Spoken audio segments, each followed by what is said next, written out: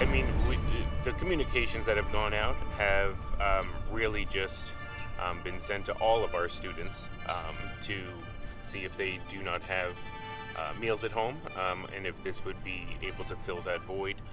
We are here ready to serve.